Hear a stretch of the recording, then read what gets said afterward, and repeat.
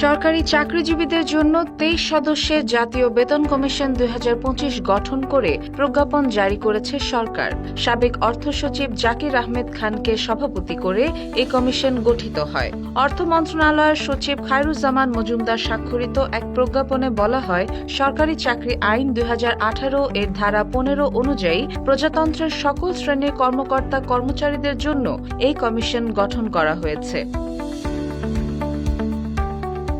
কমিটিতে পূর্ণকালীন সদস্য হিসেবে রয়েছেন সাবেক সচিব ড. মোহাম্মদ আলী খান, সাবেক হিসাব মহানিয়ন্ত্রক মোহাম্মদ মুসলিম উদ্দিন ও সাবেক রাষ্ট্রদূত মোহাম্মদ ফজলুল করিম। খণ্ডকালীন সদস্যদের মধ্যে রয়েছেন প্রশাসনিক, সামরিক, অর্থনৈতিক, একাডেমিক ও স্বাস্থ্য খাতের বিশিষ্ট ব্যক্তিরা। কমিশনের সদস্য সচিব হিসেবে জনপ্রশাসন মন্ত্রণালয় কর্তৃক একজন অতিরিক্ত সচিব বা সচিব নিয়োগ পাবেন। প্রয়োজনে কমিশন খণ্ডকালীন সদস্য কো-অপ্ট করতে পারবেন।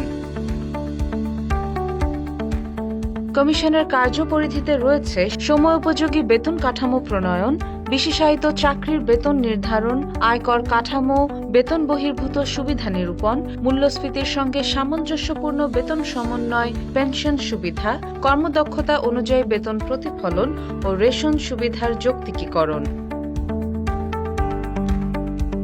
কমিশন জীবনযাত্রার ব্যয়, শিক্ষা স্বাস্থ্য খরচ, দেশের অর্থনীতি, নিরাপত্তা, প্রতিষ্ঠানগুলোর আর্থিক অবস্থা, দারিদ্র্য নিরসন ও প্রশাসনের দক্ষতা বৃদ্ধির দিকগুলো বিবেচনায় নিয়ে কমিশনের প্রথম সভা অনুষ্ঠিত হওয়ার তারিখ হতে ৬ মাসের মধ্যে সরকারের নিকট প্রতিবেদন উপস্থাপন করবেন।